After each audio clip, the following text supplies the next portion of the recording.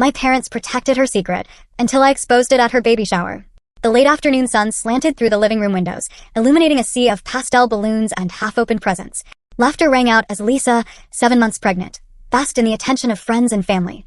She was radiant, cheeks flushed with joy, floating on a cloud of bliss. And I, the dutiful older sister, stood by her side, matching her smile, anything to hide the storm roiling behind my eyes. As the celebration wound down, only one present remained, nestled apart from the rest. It was a velvet box wrapped in silver ribbon, my gift. A curious hush fell over the room as I lifted the box and carried it to my sister. My heart thumped dully against my ribs. From me, I said softly, holding it out. A special gift from the heart. Lisa flashed me a bright, oblivious smile. "Oh, Ray, you shouldn't have," she laughed, gently taking the box. She had no idea that inside lay the wreckage of our lives. She lifted the lid. I watched her, my pulse pounding in my ears. At first, I saw only confusion knitting her brow. She pushed aside the tissue paper and drew out a small stack of glossy photographs. A few slips of paper fluttered to the floor like confetti. I didn't need to look. I knew exactly what images Lisa was staring at. One photo landed by her feet, face up. In it, Lisa was tangled in hotel bedsheets, and the man kissing her bare shoulder was unmistakably my husband. Another had skidded near the cake, a shot of the two of them locked in an intimate kiss, timestamped 6 months ago. The color drained from my sister's face. Her lips parted, but no sound came out. What?" she managed to whisper, hands beginning to tremble. A ripple of gasps spread through our gathered family and friends. Lisa's husband, Ken, stooped to snatch up one of the fallen photos. He took one look at it, eyes widening in disbelief, then turned it toward Lisa. "What the hell is this?" Ken's voice was low and dangerous. Betrayal has a way of warping time. Only a few weeks earlier, I could never have imagined it would come to this. It was a warm evening in late summer when my husband Ben and I drove to my parents' house for a family dinner. I remember staring out the passenger window at the darkening sky, trying to quell the familiar unease in my stomach. Ben noticed my silence. He reached over and squeezed my hand. "It'll be okay," he promised softly. "I'm right here with you." I gave him a faint smile and nodded. He had always been my anchor during these family gatherings, his presence the one thing that made facing my parents and my younger sister bearable. Inside, the dining room was set with Mom's best china, and the smell of rosemary roast and apple pie filled the air. We were there to celebrate Lisa's big news. After years of trying, she was finally pregnant. I was genuinely happy for her. She and Ken had been hoping for a baby for a long time. Dinner started pleasantly enough. My parents fawned over Lisa, peppering her with questions about baby names and nursery themes. My father even stood to offer a toast to Lisa, beaming that she'd always made them proud, and that this baby was the greatest gift of all. Everyone raised their glasses to Lisa. I bit the inside of my cheek until I tasted blood, forcing a smile under my mother's watchful gaze. Conversation flowed entirely around my sister. I stayed quiet, content to let them bask in Lisa's glow. If I chimed in at all, an anecdote here or a joke there, it went largely unnoticed. I'd long since accepted my role in the family. Lisa was the golden child, and I was just there. After dinner, while everyone lingered over dessert, I excused myself to the bathroom. I needed a moment alone. My parents' constant adoration of Lisa was something I was used to, but tonight it stung more than usual. I couldn't quite put my finger on why. Maybe because even Ben, my one ally, seemed quieter than normal, lost in his own thoughts. On my way back from the bathroom, I heard my parents' voices in the kitchen, low and urgent. I paused in the dim hallway, my heart picking up pace. The mistake she made with Ben, I heard my mother whisper. "We can't ever tell Ray. It would break her heart, and Lisa doesn't need that stress, not now." My breath caught. Mistake with Ben? I leaned closer, my pulse thudding in my ears. My father murmured in agreement. It was a lapse in judgment. "Ray doesn't need to know. What good would it do to stir this up now?" "Exactly," Mom replied firmly. "It stays secret. For Lisa's sake. For everyone's sake." I stood in the shadows, frozen. For a moment I wondered if I'd misheard. A mistake with Ben. My husband's name, spoken in hushed, guilty tones by my own parents. They were talking about Lisa and Ben. Blood rushed in my ears as their words sank in. Lisa had slept with my husband, my pregnant sister and my own husband. And my parents knew. They knew, and they had decided I should never find out. The floor seemed to tilt beneath me. I pressed a hand against the wall to steady myself. In the kitchen, my mother was still whispering, but I couldn't make out the words over the high-pitched whine in my skull. I stumbled back, desperate to get away before I was discovered. Somehow, I forced myself to walk calmly down the hall and back toward the patio where everyone else was chatting over coffee. I must have looked sick, because the moment I stepped outside, Lisa glanced up and gasped softly. "Ray? Are you okay?" Her concern might have touched me at any other time, but now it felt like a cruel mockery. Her face, so open, so innocent, made my stomach churn. I don't feel well," I lied thickly. My voice sounded far away. "I think something I ate isn't agreeing with me." Immediately, there was a chorus of worry. My mother hopped up, asking if I needed to lie down. Ken offered to grab me some water. Lisa started to rise from her seat, concern etched on her face. I flinched away from them all. "I'm sorry," I stammered, already moving toward the door. "I think I should just go home." Ben was at my side in an instant, his brow creased with worry. "Do you want me to drive?" he asked, gently touching my arm. For a heartbeat, rage nearly drowned me. "Don't you dare touch me." I wanted to scream it, but I couldn't fall apart here. Not yet. I took a shaky breath. "Yes, please," I managed. We made our farewells, me with head lowered, mumbling apologies about an upset stomach. In a daze, I let Ben guide me to the car. I could feel Lisa's and my parents' eyes on me, concerned and unsuspecting. They really think I don't know, I realized. They were worried I might be ill, oblivious to the far greater sickness that had just hollowed me out from the inside. The drive home was a blur. Ben kept asking if I was okay, whether I needed a doctor. I couldn't answer. I sat rigid in the passenger seat, hands clenched in my lap, fighting the urge to scream or cry or both. At some point, Ben fell silent, his face drawn with worry or possibly guilt. I couldn't be sure of anything anymore. As soon as we pulled into our driveway and parked, I bolted from the car. I ignored Ben's startled "Ray" and headed straight inside, locking myself in the bathroom. It was only then, alone in the silence, that I allowed myself to break. A muffled scream tore from my throat, and I collapsed to the floor, pressing my fists against my mouth to stifle the hysterical sobs threatening to escape. My chest ached with the effort of holding everything in. Through the door, I heard Ben's footsteps pacing, his knuckles tapping softly. "Ray? Talk to me, please," he pleaded. I pressed my hands tighter over my mouth, choking back a ragged cry. How could I talk to him? How could I even look at him now? I don't know how long I sat hunched on that cold tile, trembling and silent. My mind ran in frantic circles. One moment I was flooded with images of them, Ben and Lisa in each other's arms, laughing at me behind my back, and the next moment I was telling myself it couldn't be true, that I must have misunderstood somehow. But I hadn't misunderstood. The evidence was right there in my parents' whispers, in their decision to shield Lisa at all costs. A cold, hard anger slowly uncoiled within me, cutting through the tears. I lifted my head and caught a glimpse of myself in the mirror above the sink, right, face streaked with tears, yet something steely in my expression that I'd never seen before. In that moment, my heartbreak hardened into resolve. They thought I was weak. All of them. My parents, my sister, my husband. They thought they could betray me and then pat me on the head and send me on my way, none the wiser. Hot rage washed over me, clear and sharp. I realized I had a choice. I could confront them all right now in an explosion of pain and fury, or I could bide my time, gather proof, and destroy their lives as thoroughly as they'd tried to destroy mine. I quietly emerged from the bathroom sometime later, face washed and emotions on lockdown. Ben sprang up from the couch, concern etched deeply on his face. I managed a feeble smile. "I just need rest," I murmured. "We can talk tomorrow." He opened his mouth as if to protest, but then he simply nodded. "All right." "I love you, Ray," he said uncertainly. I didn't reply. I slipped into our bedroom and shut the door, leaving him standing in pained silence. That night I barely slept. I lay in the dark, eyes fixed on the ceiling, every breath burning with betrayal. By dawn, I knew what I was going to do. Over the next several days, I acted strangely normal. I went to work. I kissed Ben on the cheek in the mornings and asked what he wanted for dinner. Inside, though, I was vigilantly, ruthlessly hunting for every scrap of evidence of his affair with my sister. It wasn't hard to find. The second night after I found out, once Ben was snoring softly beside me, I slipped his phone off the nightstand and crept out to the living room. My hands shook as I unlocked it. He had never bothered hiding his passcode from me. Part of me still prayed I'd find nothing. But within minutes, I struck gold. Buried in his photo gallery was a hidden folder innocuously labeled Work Docs. My breath caught as I opened it. Dozens of pictures filled the screen. The first few looked innocent. Ben and Lisa sitting next to each other at a bar, laughing with a group of friends. But as I scrolled, my stomach lurched. The photos became intimate. In one, they sat on a park bench at night, heads together as if sharing a secret. In another, my sister was wearing my husband's t-shirt and nothing else, taking a mirror selfie in what looked like a hotel bathroom. Ben was visible stretched out on the bed behind her. I had to clamp a hand over my mouth to suppress a sob. Still, I kept scrolling. I refused to stop until I saw everything. And I did see everything. There were pictures of them entwined in bed, asleep in each other's arms. A short video of a laughing, shirtless Ben pulling Lisa into a kiss on our living room sofa, apparently while I was out of town visiting a friend last spring. Every new image was a knife in my heart. Tears blurring my vision, I moved on to his text messages. He had deleted their recent conversations, but he hadn't thought to erase the phone's backups. It took some digging, but eventually I resurrected months' worth of their texts and chats. Screenshot after screenshot revealed flirty texts between Lisa and Ben, casually discussing how I suspected nothing.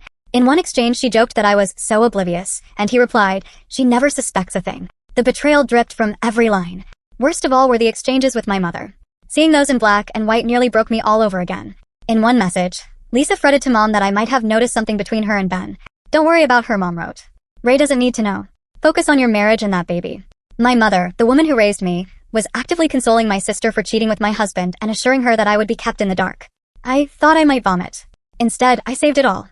Every photo, every damning text, every filthy secret they thought they'd hidden. I compiled it and backed it up in triplicate. By the time I was done, dawn's early light was creeping through the curtains. I felt empty and exhausted, but also ice-cold and certain. If they wanted to protect Lisa, I was going to make sure that protection came crashing down in the most spectacular way. They handed me the perfect opportunity on a silver platter a week later, when my mother called to ask if I'd help organize Lisa's baby shower. "You want me to plan it?" I asked, strangling the phone as my heart pounded. She prattled on about how busy Lisa was and how I was so good at these things, sugary sweet, as if she hadn't been weaving lies behind my back. I forced a light, breezy tone. "Of course, Mom. Whatever Lisa needs." She sighed in relief. "Thank you, sweetheart. It'll be so special if you're the one to host it." Oh, it would be special, all right. Over the next couple of weeks, I pretended to be the ever-dutiful daughter and sister. I booked a venue, our parents' house naturally, sent out invitations, ordered a custom cake. I smiled through every conversation with Lisa about color schemes and party games. Meanwhile, every secret I'd collected lay waiting on a thumb drive and in an engraved velvet box I'd had specially made. I was calm, focused. On the surface, I probably seemed eerily at peace. But beneath that calm, I was a woman shaped by betrayal, sharpening it into a weapon. Finally, the day of the baby shower arrived. I played the gracious hostess, smiling, chatting, making sure everyone had punch and hors d'oeuvres, all while the storm inside me raged unseen. No one suspected a thing. A small velvet box sat among the pile of gifts, waiting patiently for its turn. After the cake was cut and the toasts were made, the moment came at last. Only one present remained, and it was mine. I lifted the silver-wrapped box and carried it to my sister with a warm, unwavering smile, placing it into her hands. She tugged loose the ribbon. I caught a glimpse of Ben lingering at the back of the group, half hidden behind a cluster of our cousins. His face was ashen, eyes darting from me to the box. Perhaps he sensed what was coming. The lid came off. Tissue paper rustled. Lisa reached inside and drew out a photograph, the first of many. I saw her brow furrow, her lips form a silent O. She didn't understand at first. The room had gone deathly quiet. Ken edged closer, peering over her shoulder. Then I watched a picture flutter from my sister's trembling hand to the floor. In that one, Ben's arm was wrapped around Lisa in the backseat of our car, their faces pressed together in a kiss. Ken stooped and picked it up, his jaw falling open. That was the moment realization dawned. Lisa made a strangled noise in the back of her throat. "Ray?" She looked up at me, her eyes already shining with tears, pleading for this not to be what it so clearly was. I said nothing. I only watched. Ken's face morphed from confusion to raw fury. He thrust the photo toward her. I could see his hand shaking. Lisa opened her mouth, but no words came out. Ken recoiled as if scalded, his face darkening with anger. My father stepped forward, face purpling with anger and embarrassment. "All right, that's enough," he barked, reaching as though to snatch the photos away from Lisa's lap. No, my voice sliced through the air. I stepped in front of him, my whole body trembling with adrenaline. "Don't you dare." My mother was on her feet now, too, her eyes wide and panicked. "Raina, sweetheart," she babbled, "let's take this somewhere privately." A bitter laugh ripped out of me. I held up one incriminating photo with an unsteady hand for all to see. Lisa and Ben tangled in a hotel bed, half covered by a sheet. "You want to talk about this privately, Mom? The way you all talked about it behind my back." Dead silence. My mother's face went sheet white. Next to her, my father opened and closed his mouth, floundering for something to say. Lisa let out a whimpering sob. "I am sorry," she cried, tears spilling down her cheeks. "Ray, please, it was a mistake." A mistake. I cut her off, my voice cracking like a whip. All the months of pain and rage I'd held and poured out of me then. "You slept with my husband, Lisa. That's not a mistake. That's a choice." A collective gasp rippled through the room. Someone in the back muttered, "Oh my God." Ken's mother clapped a hand over her mouth in shock. Ken turned to Lisa, his face crumpled in anguish. "Is this true?" he asked hoarsely. "Tell me, Lisa. Is it true?" His voice was shaking. Lisa was bawling now, shoulders heaving. She couldn't even answer. But she didn't have to. "Yes, I spat for her. It's true. Every disgusting bit of it. And Mom and Dad knew." I fixed my parents with a glare so fierce it made my father flinch. They knew, and they decided I didn't need to know. They've been covering for her this whole time. At that, a furious murmur swelled among the guests. Ken's father, the same burly man who had toasted my sister earlier, stepped forward, face red. "You mean to tell me," he growled at my parents, "that your daughter was carrying on with this man," he stabbed a finger in Ben's direction, "while married to my son, and you said nothing?" His wife tugged at his arm, her face twisted in disgust as she glared at Lisa. My father bristled, squaring his shoulders. "Now, hold on," he began defensively. "This is a private family matter. This stopped being private the moment your daughter decided to spread her legs for her sister's husband," Ken's mother snapped. She rounded on Lisa, eyes blazing. "Pregnant or not, you should be ashamed, girl. Don't speak to my daughter that way. my mother hissed, stepping up beside Lisa protectively. Lisa was nearly incoherent with sobs by now, face buried in her palms. Ken stood apart, breathing hard, fury and betrayal radiating from him. He looked at Ben, who had gone pale as a ghost, and for one terrible moment I thought my brother-in-law might actually attack my husband then and there. Instead, Ken exhaled a ragged breath and turned back to Lisa. "We're done," he said, voice low but clear enough that everyone heard. "I'm leaving, and I am done with you, Lisa." With that, he strode out, throwing the photo in his hand to the floor. His father and a few of his relatives followed, but not before giving my parents and sister looks of absolute contempt. The front door slammed in their wake. The floodgates opened then. Everyone seemed to talk at once. Ken's remaining family yelling at my parents for raising such a deceitful daughter, my parents yelling back that they needed to leave Lisa alone. She was pregnant and fragile. One of Lisa's friends grabbed her by the shoulder, tears in her eyes, and said, "How could you, Lisa? Your own sister," before shaking her head and walking out in disgust. Amidst the chaos, my father suddenly lunged at Ken's father, who had been shouting that Lisa was a lying little tramp. My dad might have been wiry and past his prime, but he swung a fist at the larger man with all his might. Ken's father easily dodged and delivered a brutal counterpunch directly to my father's nose. I screamed as my father crumpled to the carpet, blood spurting from his nostrils. A couple of my uncles leapt in, grabbing Ken's dad before he could advance on my fallen father. At the same time, Ken's mother had charged at my mother, nails bared. They collided in a flurry of shrieks. I stood rooted, heart pounding wildly as I watched my mother and Ken's mother grapple like wildcats, until a few guests pulled them apart. My mother's elegant coif tear came away in the other woman's fists, leaving Mom with a half-bald scalp and a look of shock and humiliation. And through it all, the eye of the storm was my sister. Lisa knelt on the floor, cradling her belly with one hand and reaching out to our groaning father with the other, sobbing hysterically. "Daddy, I'm sorry, I'm so sorry." But he was too dazed to respond. Her perfect baby shower had become a battleground of broken glass and shouted curses. I should have felt vindicated seeing my parents' world collapse, seeing my sister finally face consequences. Perhaps a part of me did. But another part of me simply felt hollow. Exhausted. The adrenaline of revenge was ebbing, and what remained was the vast, aching void of betrayal. I realized I couldn't watch anymore. Without a word, I turned and walked out of the house, leaving the pandemonium behind me. As I stepped into the cool evening air, a strange sense of calm settled over me. I left without looking back. Later that night, once I was home, I gathered every trace of Ben's existence from our house, his clothes, his gadgets, even his toothbrush, and hurled them onto the front lawn. Around midnight, his car crawled up the driveway. He stepped out and stared at the heap of his belongings under the moonlight. For a long moment, he just stood there. Then, quietly, he began to collect his things. He didn't knock or ask to come in. When he finished, he lingered by the door and called out my name, voice cracking with remorse or fear. I couldn't tell. I didn't respond. After a few seconds, I heard him sigh and walk away. A minute later, his car crept down the street and disappeared. In the days that followed, I moved in a blur. Curious texts from extended family poured in, some supportive, others fishing for gossip. I ignored them all. Instead, I focused on untangling myself from the people who had betrayed me. I filed for divorce immediately. Ben didn't contest a thing. Within a month, the papers were signed and the house listed for sale. Ken, my sister's husband, left her the very day of the baby shower and filed for divorce as well. He would later ensure he owed her nothing once it came out the child she carried wasn't his. A couple of days after the shower, I got a call from Lisa's best friend, Marjorie. She thanked me, through tears, for exposing the truth. She said she never imagined Lisa could do something so cruel. Marjorie confessed that witnessing our family implosion made her suspicious of her own husband's fidelity. She'd noticed him acting strangely around Lisa in recent months. I gently urged her to trust her gut and do some digging. It turns out she had reason to worry. Within a week, Marjorie uncovered explicit messages proving that her husband had also been sleeping with my sister. Enraged and heartbroken, she kicked him out and filed for divorce. Her husband, in a fit of misplaced anger, drove to my parents' house and confronted Ben, apparently furious that my sister had been with someone else besides him. The confrontation turned physical, and he ended up punching my ex-husband square in the face. At least Ben finally suffered a fraction of what he'd done to me. Lisa's carefully constructed world collapsed completely. Her husband gone, her lover gone. She moved back into our parents' house to have her baby. When she gave birth to a little girl a couple of months later, a DNA test confirmed the father was Marjorie's ex-husband. He didn't want anything to do with Lisa or the child beyond the legal minimum. My former brother-in-law, Ken, was free of any obligation. His swift divorce left him with no ties to my sister or her child. Marjorie finalized her own divorce around the same time. In the span of a few months, my sister managed to destroy 4 marriages, including her own. Not one person in my immediate family ever reached out to me in the aftermath. Perhaps I shouldn't have been surprised. My parents had long made it clear where their loyalties lay, and this fiasco didn't change that.